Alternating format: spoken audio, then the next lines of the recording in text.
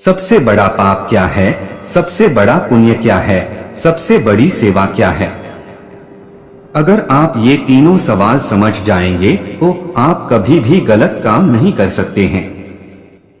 तो दर्शकों, यह वीडियो बहुत ही ज्ञानवर्धक और रोचक होने वाला है, तो वीडियो को ध्यान से और अंत तक जरूर सुनें और सच्चे दिल से कमेंट में जय श्री कृष्ण जरूर लिखें।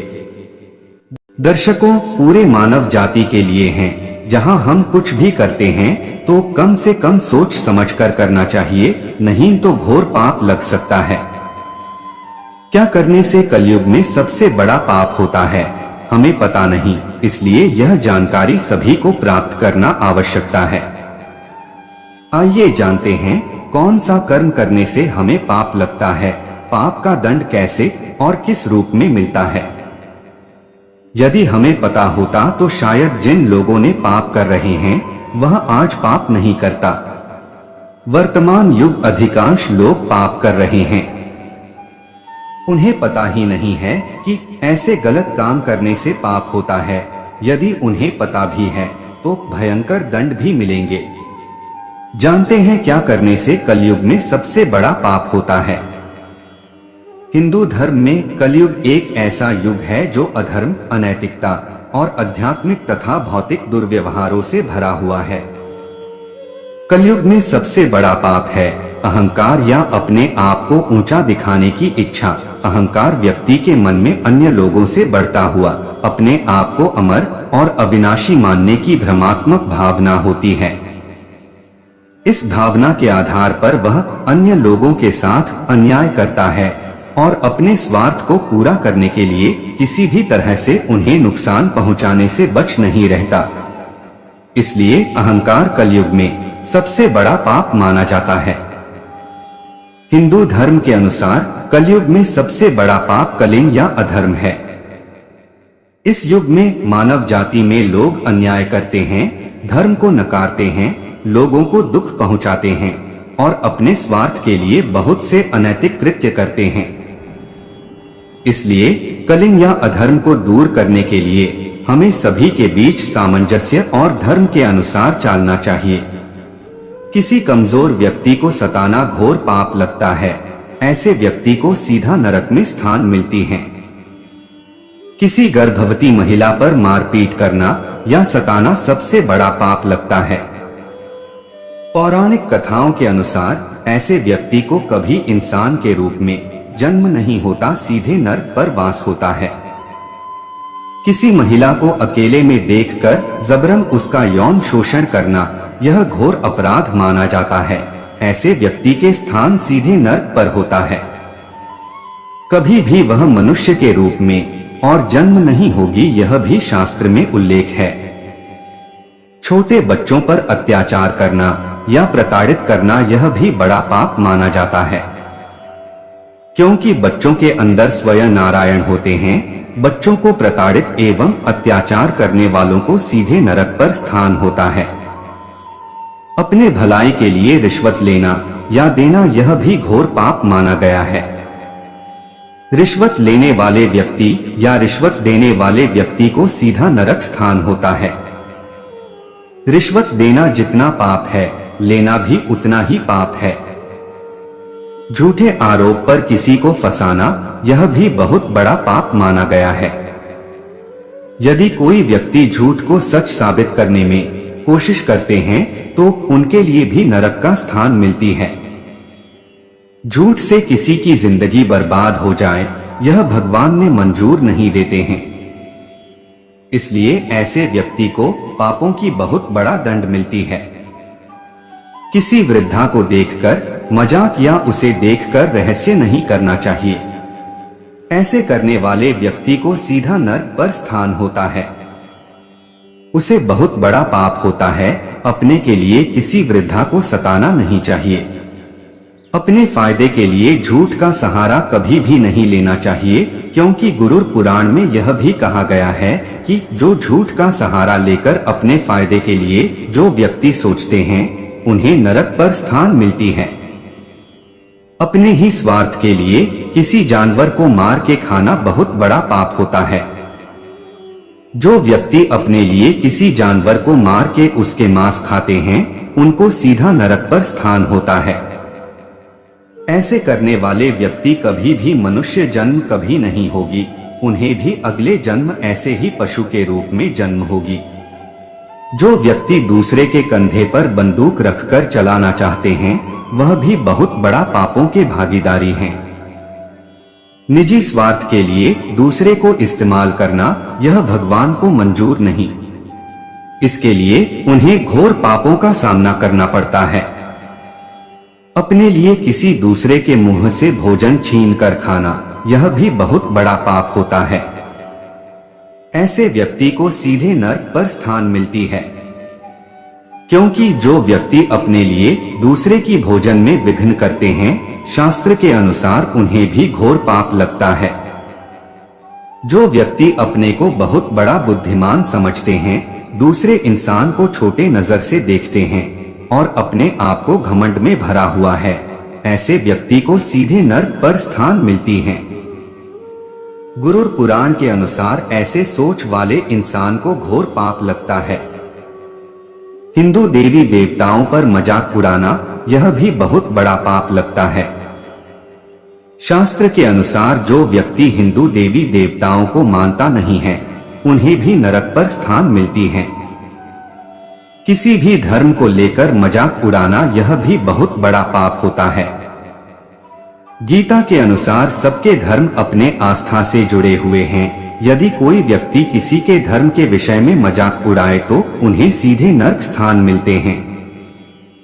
श्री कृष्ण ने कहा है, सबसे बड़ा पाप है, यह सजा है भयानक। शास्त्रों पुराणों में बताया गया है कि मनुष्य धरती पर रहकर जो भी अच्छे या बुरे कर्म करते हैं, उन सभी कर्मों का लेखा जोखा मृत्यु के बाद होता है और उसके अनुसार सजा और पुनर्जन्म मिलता है। ईश्वर की दृष्टि में जो अच्छे कर्म यानी आपके काम होते हैं, उसे पुण्य कहा जाता है और जो बुरे कर्म होते हैं, उन्हें पाप कहा जाता है। पुराणों में कई अच्छे और बुरे कर्मों के बारे में बताया गया है। गरुड़ पुराण और कठोपनिषद में तो यह भी बताया गया है कि मनुष्य को अपने पाप कर्मों के कारण मृत्यु के बाद अलग अलग तरह के पापों के लिए कौन कौन सी अलग सजाएं दी जाती हैं। गरुड़ पुराण में उल्लेख मिलता है कि मनुष्य धरती पर जो कुछ भी पाप करता है, उन सभी पापों की अलग अलग सजा बारी बारी से मिलती है। यम के न्याय में किसी भी पाप की सजा से बचा नहीं जा सकता है। गरुड़ पुराण में बताया गया है कि परस्त्री पुरुष संबंध रखने वाले को लोहे के गर्म सलाखों को आलिंगन करवाया जाता है। जो पुरुष अपने गोत्र की स्त्री से संबंध बनाता है, उसे नरक की यातना भोगकर लकड़बग्घा अथवा शाही के रूप में जन्म लेना पड़ता है। कुंवारी अथवा अल्पायु कन्या से संबंध बनाने वाले को नरक की घोर यातना सहने के बाद अजगर योनि में आकर जन्म लेना पड़ता है। जो व्यक्ति काम भावना से पीड़ित होकर गुरु की पत्नी का मान भंग करता है, ऐसा व्यक्ति वर्षों तक नरक की यातना सहने के बाद गिरगिट की योनि में जन्म लेता है। मित्र के साथ विश्वासघात करके उसके पत्नी से संबंध बनाने वाले को यमराज गधा की योनि में जन्म देते हैं। लेकिन व्यभिचार और धोखा देने से भी बड़ा एक पाप है, जिसकी सजा कठोर है। महाभारत के समय एक व्यक्ति ने ऐसा पाप किया था, लेकिन आजकल बहुत से लोग ऐसे पाप करने लगे हैं। जानिए वह पाप क्या है और इसकी सजा क्या है। भगवान श्री कृष्ण ने दृष्टि में जो सबसे बड़ा पाप है, वह है भ्रूण हत्या। महाभारत युद्ध समाप्त होने के बाद जब द्रोणाचार्य के पुत्र अश्वत्थामा ने उत्तरा के गर्भ में पल रहे बालक परीक्षित पर ब्रह्मास्त्र का प्रयोग करके उसकी हत्या कर दी, तब भगवान श्री कृष्ण सबसे अधिक क्रोधित हुए थे। श्री कृष्ण ने उस समय ही यह घोषणा कर दी थी कि अश्वत्थामा का पाप सबसे बड़ा पाप है, क्योंकि उसने एक अजन्मे बालक की हत्या की थी।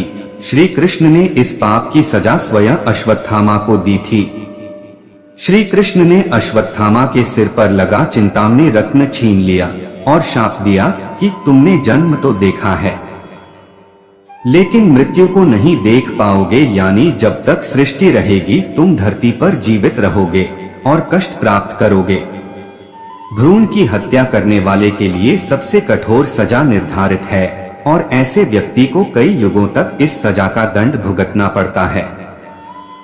कलयुग का सबसे बड़ा पाप, हिंदू धर्म ग्रंथों के अनुसार श्री कृष्ण ने द्वापर युग में महाभारत काल में ही बहुत सी ज्ञान की बातें बताई थी, जो कि आज के इस काल रूपी कलयुग में बहुत लाभदायक है और काम आ रही है। भगवान श्री कृष्ण की वह बातें अगर मनुष्य सीकर अपने जीवन में उन चीजों को उतार ले तो जीवन में उसे कोई भी परेशानी का सामना नहीं करना पड़ेगा। तो दोस्तों, आज हम आपको बताते हैं कि भगवान श्री कृष्ण ने सबसे बड़े पाप के बारे में क्या बताया था। भगवान श्री कृष्ण ने बताया था कि सबसे बड़ा पाप है किसी निर्बल को सताना और संसार का सबसे बड़ा दंड भी उस निर्बल के मुख से निकली हाय है। जैसे एक मृत पशु के खाल से बनी ध्रुवंकी कठोर लोहे को भस्म कर सकती है, वैसे ही आप चाहे जितने भी शक्तिशाली क्यों ना हो, किसी निर्दोष किसी निर्बल को सताया है तो उसकी मन से निकली हाय आपके जीवन को भस्म कर सकता है। सबसे बड़ा पुण्य क्या है, ये सवाल अक्सर हमारे ज़हन में कौंधता रहता है कि आखिर सबसे बड़ा पुण्य क्या है। आइए आज आपको एक प्रेरणादायक कहानी के माध्यम से इसका जवाब बताता हूँ। एक राजा था जो कि बहुत बड़ा प्रजापालक था, हमेशा प्रजा के हित में प्रयत्नशील रहता था। वह इतना कर्मठ था कि अपना सुख ऐशो आराम सब छोड़कर सारा समय जन कल्याण में ही लगा देता था। यहाँ तक कि जो मोक्ष का साधन है अर्थात भगवत भजन, उसके लिए भी वह समय नहीं निकाल पाता था। एक सुबह राजा वन की तरफ भ्रमण करने के लिए जा रहा था कि उसे एक देव के दर्शन हुए। राजा ने देव को प्रणाम करते हुए उनका अभिनंदन किया और देव के हाथों में एक लंबी चौड़ी पुस्तक देखकर उनसे पूछा, महाराज आपके हाथ में यह क्या है? देव बोले, हे राजन, ये हमारा बही खाता है जिसमें सभी भजन करने वालों के नाम हैं। राजा ने निराशायुक्त भाव से कहा, कृपया देखिए तो इस किताब में कहीं मेरा नाम भी है या नहीं। देव महाराज किताब का एक एक पृष्ठ उलटने लगे, परंतु राजा का नाम कहीं भी नजर नहीं आया। राजा ने देव को चिंतित देखकर कहा, महाराज आप चिंतित ना हो, आपके ढूंढने में कोई भी कमी नहीं है। वास्तव में ये मेरा दुर्भाग्य है कि मैं भजन कीर्तन के लिए समय नहीं निकाल पाता और इसीलिए मेरा नाम यहाँ नहीं है। उस दिन राजा के मन में आत्मग्लानि सी उत्पन्न हुई, लेकिन इसके बावजूद उन्होंने इसे नजरअंदाज कर दिया और पुण्य परोपकार की भावना लिए दूसरों की सेवा करने में लग गए।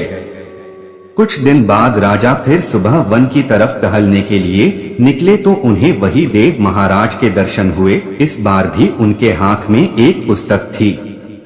इस पुस्तक के रंग और आकार में बहुत भेद था और यह पहली वाली से काफी छोटी भी थी। राजा ने फिर उन्हें प्रणाम करते हुए पूछा, महाराज आज कौन सा बही खाता आपने हाथों में लिया हुआ है?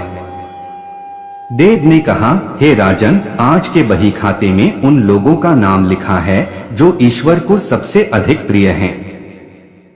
राजा ने कहा, कितने भाग्यशाली होंगे वे लोग, निश्चित ही वे दिन रात भगवत भजन में लीन रहते होंगे। क्या इस पुस्तक में कोई मेरे राज्य का भी नागरिक है? देव महाराज ने बही खाता खोला और ये क्या, पहले पन्ने पर पहला नाम राजा का ही था। राजा ने आश्चर्यचकित होकर पूछा, महाराज मेरा नाम इसमें कैसे लिखा हुआ है? मैं तो मंदिर भी कभी कभार ही जाता हूँ। देव ने कहा, हे राजन, इसमें आश्चर्य की क्या बात है? जो लोग निष्काम होकर संसार की सेवा करते हैं, जो लोग संसार के उपकार में अपना जीवन अर्पण करते हैं, जो लोग मुक्ति का लोभ भी त्याग कर प्रभु के निर्बल संतानों की सेवा सहायता में अपना योगदान देते हैं, उन त्यागी महापुरुषों का भजन स्वयं ईश्वर करता है। राजन, तू मत पछता कि तू पूजा पाठ नहीं करता, लोगों की सेवा कर, तू असल में भगवान की ही पूजा करता है। परोपकार और निस्वार्थ लोक सेवा किसी भी उपासना से बढ़कर है। देव ने वेदों का उदाहरण देते हुए कहा, कुर्वन् ने वह कर्माणि जिजीविषेक्षण समा एवान्त्वाप नान्यतोऽस्ति व कर्म लिप्यते नरे। अर्थात कर्म करते हुए 100 वर्ष जीने की इच्छा करो तो कर्म बंधन में लिप्त हो जाओगे। राजन, भगवान दीनदयालु हैं। उन्हें खुशामद नहीं भाती बल्कि आचरण भाता है।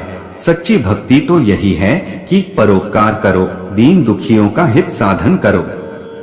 अनाथ, विधवा, किसान व निर्धन आज अत्याचारियों से सताए जाते हैं। इनकी यथाशक्ति सहायता और सेवा करो और यही परम भक्ति है।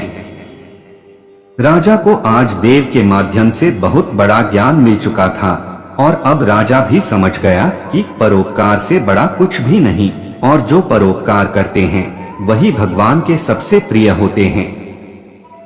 तो दोस्तों, जो व्यक्ति निस्वार्थ भाव से लोगों की सेवा करने के लिए आगे आते हैं, परमात्मा हर समय उनके कल्याण के लिए यत्न करता है। हमारे पूर्वजों ने कहा भी है, परोपकाराय पुण्याय भवति, अर्थात दूसरों के लिए जीना, दूसरों की सेवा को ही पूजा समझकर कर्म करना, परोपकार के लिए अपने जीवन को सार्थक बनाना ही सबसे बड़ा पुण्य है।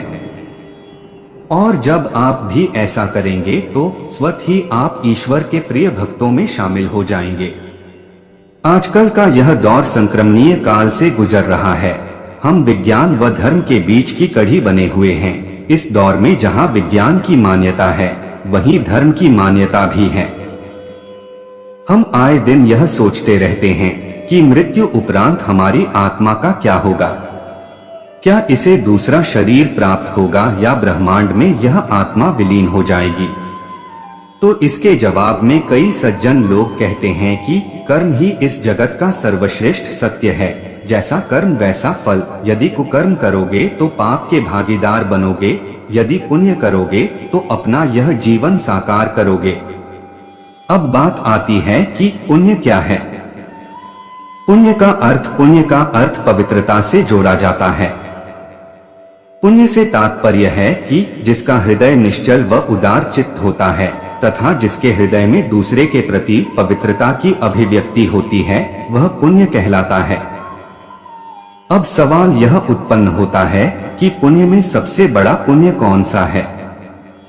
इस धरती पर मनुष्य का सबके साथ लगाव है, चाहे प्रकृति की बात करें या जानवरों की। यह लगाव कहीं ना कहीं लाभ या फायदे का लगाव है, क्योंकि मनुष्य की प्रकृति है कि जो चीज उसे फायदे की लगती है उसे वह उसी समय अपना लेता है, तथा जो चीज उसे फायदा नहीं पहुंचाती उसे वह कूड़े के ढेर में ढेर कर देता है। आधुनिक समय में इस दुनिया में मनुष्य को सबसे ज्यादा किफायती जो चीज लगती है वह है धन और दौलत। और अधिकतर मनुष्यों की सोच होती है कि जिनके पास दौलत है वह ज्यादा अच्छा कर्म कर पाते हैं और पुण्य कमा पाते हैं, गरीब लोग तो पुण्य नहीं कर पाएंगे। परंतु यह सोच गलत है। सत्यता यह है कि धन जोड़ने से अपवित्रता आती है और धन का परित्याग करने से पवित्रता आती है। सच्चे अर्थों में वही धन पवित्र माना जाता है जो अच्छे कार्यों में विनियोजित हुआ हो और अच्छे कार्यों का फल पुण्य होता है। पुण्य 11 प्रकार के हैं, इनमें से 5 पुण्य सबसे बड़े पुण्य है। अन्न पुण्य, किसी भूखे को भोजन कराना चाहे वह मनुष्य हो या जानवर, अपने सच्चे हृदय से उनको भोजन कराना यह पहला सबसे बड़ा पुण्य है। शयन पुण्य, निराश्रित मनुष्य या जानवरों को आश्रय देना यह दूसरा सबसे बड़ा पुण्य है। वचन पुण्य, यदि आपके पास ना भोजन है और ना धन है किसी को दान करने के लिए, तो आप अपनी निर्दोष वाणी से व अपने मधुर शब्दों से अन्य के दुखों को सुख में परिवर्तित कर सकते हैं, अर्थात उन्हें सुख पहुंचा सकते हैं। नमस्कार पुण्य, अपने से बड़ों व छोटों के प्रति नम्रता पूर्ण व्यवहार रखना यह सबसे बड़ा पुण्य है। बड़े बुजुर्गों के चरण स्पर्श करने मात्र से ही आपके पाप पुण्य में बदल जाते हैं। मन पुण्य, हृदय में सभी प्राणियों के प्रति सुख की भावना रखना और अहिंसा का पालन करना बड़ा पुण्य है। अब बात आती है कि पुण्य क्या है। पुण्य का अर्थ पवित्रता से जोड़ा जाता है। पुण्य से तात्पर्य है कि जिसका हृदय निश्चल व उदार चित्त होता है तथा जिसके हृदय में दूसरे के प्रति पवित्रता की अभिव्यक्ति होती है, वह पुण्य कहलाता है। अब सवाल यह उत्पन्न होता है कि पुण्य में सबसे बड़ा पुण्य कौन सा है? इस धरती पर मनुष्य का सबके साथ लगाव है, चाहे प्रकृति की बात करें या जानवरों की। यह लगाव कहीं ना कहीं लाभ या फायदे का लगाव है, क्योंकि मनुष्य की प्रकृति है कि जो चीज उसे फायदे की लगती है उसे वह उसी समय अपना लेता है, तथा जो चीज उसे फायदा नहीं पहुंचाती उसे वह कूड़े के ढेर में ढेर कर देता है। आधुनिक समय में इस दुनिया में मनुष्य को सबसे ज्यादा किफायती जो चीज लगती है वह है धन और दौलत, और अधिकतर मनुष्यों की सोच होती है कि जिनके पास दौलत है वह ज्यादा अच्छा कर्म कर पाते हैं और पुण्य कमा पाते हैं, गरीब लोग तो पुण्य नहीं कर पाएंगे। परंतु यह सोच गलत है। सत्यता यह है कि धन जोड़ने से अपवित्रता आती है और धन का परित्याग करने से पवित्रता आती है। सच्चे अर्थों में वही धन पवित्र माना जाता है जो अच्छे कार्यों में विनियोजित हुआ हो, और अच्छे कार्यों का फल पुण्य होता है। पुण्य 11 प्रकार के हैं, इनमें से 5 पुण्य सबसे बड़े पुण्य है। अन्न पुण्य, किसी भूखे को भोजन कराना चाहे वह मनुष्य हो या जानवर, अपने सच्चे हृदय से उनको भोजन कराना, यह पहला सबसे बड़ा पुण्य है। शयन पुण्य, निराश्रित मनुष्य या जानवरों को आश्रय देना, यह दूसरा सबसे बड़ा पुण्य है। वचन पुण्य, यदि आपके पास ना भोजन है और ना धन है किसी को दान करने के लिए, तो आप अपनी निर्दोष वाणी से व अपने मधुर शब्दों से अन्य के दुखों को सुख में परिवर्तित कर सकते हैं, अर्थात उन्हें सुख पहुंचा सकते हैं। नमस्कार पुण्य, अपने से बड़ों व छोटों के प्रति नम्रता पूर्ण व्यवहार रखना, यह सबसे बड़ा पुण्य है। बड़े बुजुर्गों के चरण स्पर्श करने मात्र से ही आपके पाप पुण्य में बदल जाते हैं। मन पुण्य, हृदय में सभी प्राणियों के प्रति सुख की भावना रखना और अहिंसा का पालन करना बड़ा पुण्य है। अर्थात पुण्य वह है जो आप अपने पवित्र हृदय, द्वेष मुक्त चित्त व मस्तिष्क के उच्च भाव व उच्च विचारों के साथ करते हैं, तो यह है सबसे बड़ा पुण्य। जानिए आखिर क्या है दुनिया की सबसे बड़ी सेवा। अब उसे ध्यान आया कि उसकी माँ को उसकी जरूरत थी और वह उसे रोकती रही थी। जब वह नहीं माना तो वह नाराज हो गई। अबू उस्मान हैरी नाम के एक प्रसिद्ध संत थे। वह अरब देश के खुरासान में वह रहते थे। दूर दूर तक उनका नाम था।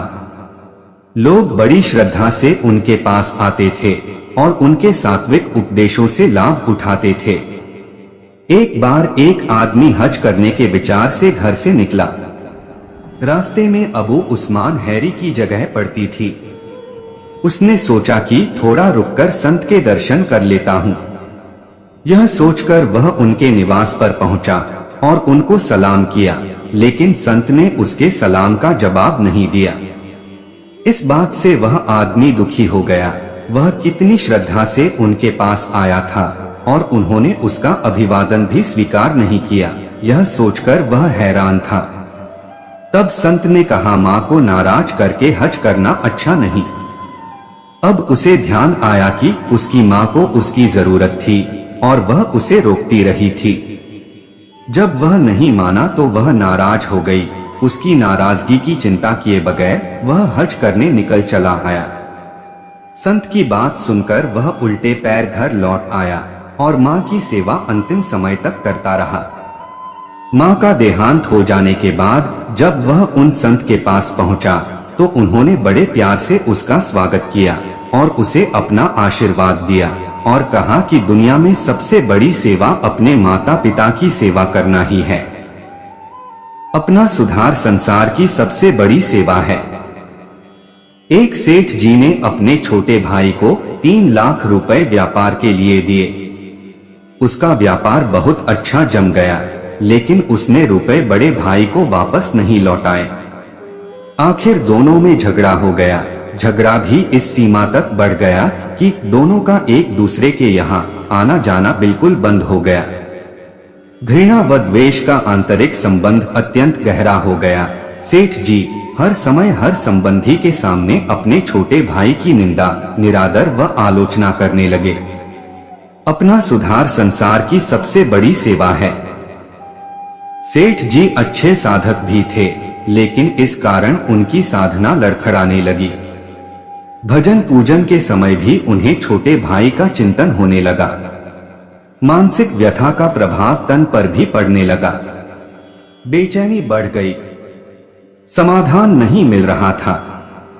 आखिर वे एक संत के पास गए और अपनी व्यथा सुनाई। संत श्री ने कहा, बेटा तू चिंता मत कर, ईश्वर कृपा से सब ठीक हो जाएगा। तुम कुछ फल व मिठाइयां लेकर अपने छोटे भाई के यहाँ जाना और मिलते ही उससे केवल इतना कहना, अनुज सारी भूल मुझसे हुई है, मुझे क्षमा कर दो। सेठ जी ने कहा, महाराज मैंने ही उनकी मदद की है और क्षमा भी मैं ही मांगू। संत श्री ने उत्तर दिया, परिवार में ऐसा कोई भी संघर्ष नहीं हो सकता जिसमें दोनों पक्षों की गलती न हो। चाहे एक पक्ष की भूल 1% हो, दूसरे पक्ष की 99% पर भूल दोनों तरफ से होगी। सेठ जी की समझ में कुछ नहीं आ रहा था। उसने कहा, महाराज मुझसे क्या भूल हुई?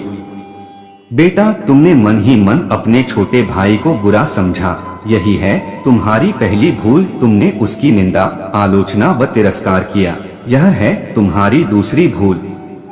क्रोधपूर्ण आंखों से उसके दोषों को देखा, यह है तुम्हारी तीसरी भूल। अपने कानों से उसकी निंदा सुनी, यह है तुम्हारी चौथी भूल। तुम्हारे हृदय में छोटे भाई के प्रति क्रोध व घृणा है, यह है तुम्हारी आखिरी भूल। अपनी इन भूलों से तुमने अपने छोटे भाई को दुख दिया है।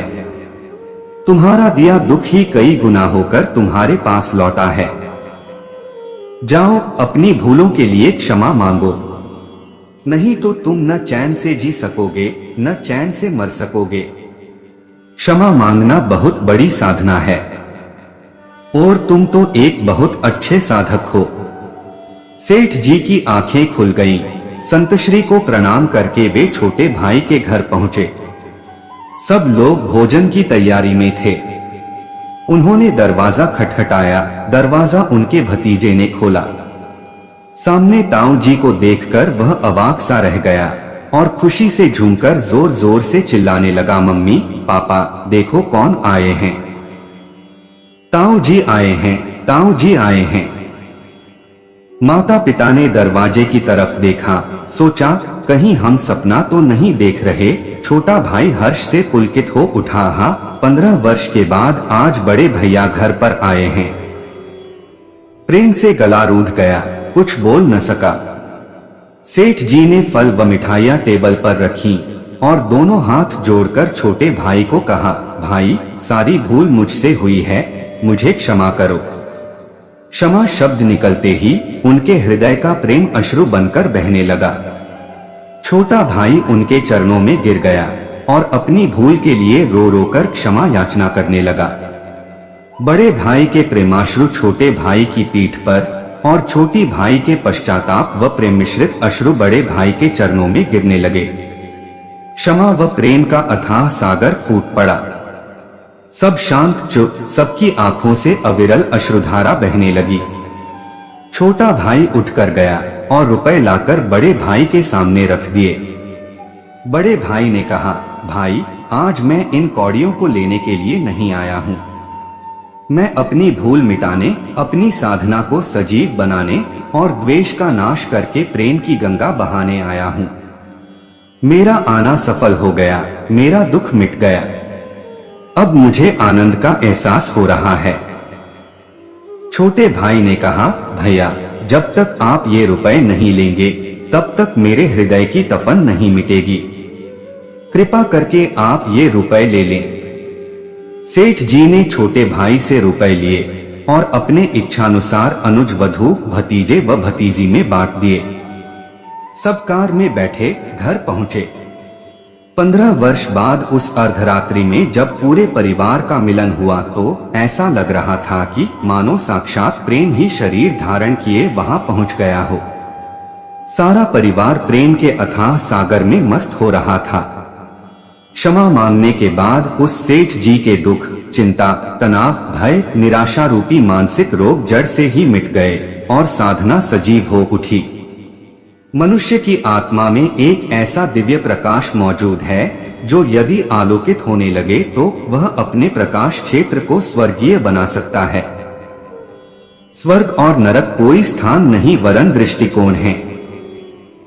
जब मनुष्य तमोगुणी, तुच्छ, हीन, पतित, पाप दृष्टि अपनाकर अपने सोचने और काम करने का ढंग दूषित कर लेता है, वो उसे अपने भीतर जलती हुई चिता जैसी जलन अनुभव होती है और बाहरी जगत में संघर्ष, क्लेश, द्वेष, रोग, शोक, दारिद्र्य, चिंता, भय, पीड़ा, त्रास की परिस्थितियों बिखरी हुई दृष्टिगोचर होती हैं।